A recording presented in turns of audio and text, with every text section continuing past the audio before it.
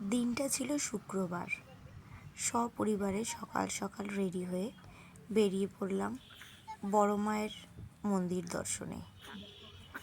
শুক্রবার যাওয়ার কারণ শনিবার খুব ভিড় হয়, বাচ্চা নিয়ে আসা অসম্ভব ব্যাপার। দেখতে দেখতে এসে গেলাম বড় মায়ের মন্দিরে।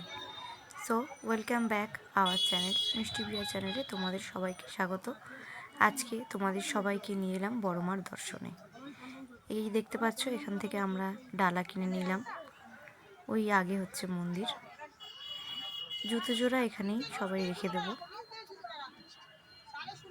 বড় মার মন্দিরের পাশে এখানে ছোট্ট একটি মন্দির রয়েছে, এর দর্শনও তোমাদের করিয়ে দিলাম।